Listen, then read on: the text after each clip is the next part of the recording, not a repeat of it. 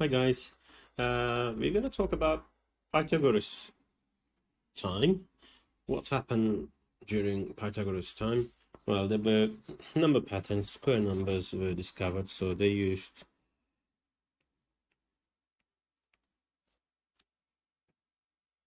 dots and they formed squares inside them. There is 9 and then 4 by 4.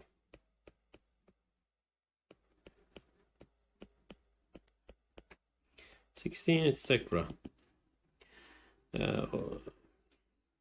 They use something like this. They use for 16, for example, we'll have 4 rows and 4 columns.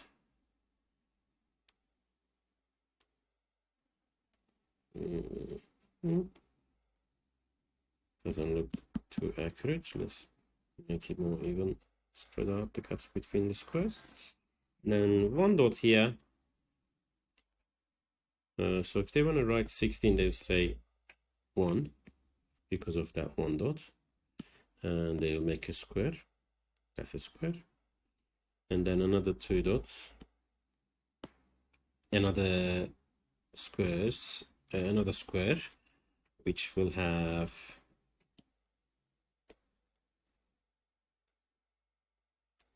that, so plus 3, and then another square. It can be 3 by 3, so that's this part. So that makes another 1, 2, 3, 4, 5 dots, and then the final big square, so 4 by 4, and that is this part, and this part has 4, 5, 6, 7 dots, and that total makes that number 16. Okay. And they also work with triangular numbers, and what they realize with triangular numbers is any consecutive triangular number makes a square number. For example, if you know those triangular numbers, the first one is 1, next one is 3, okay, next one is 6, etc.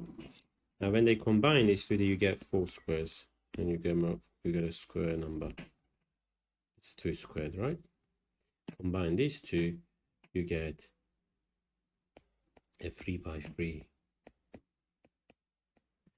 and that makes 9, which is 3 squared. Okay. That was another pattern that they've noticed. And another important finding during Pythagorean time was a Pythagoras formula. Okay, or Pythagorean theorem more precisely. So if you have a right angle triangle, let's call the two sides, adjacent sides to the right angle AB and opposite side as C, and you end up with this formula: the longest side squared equals A squared plus B squared, short side squared together, added together. And well, of course, this can be interpreted like this as well. So you get a length A, length B, length C, and if you draw squares around them, okay,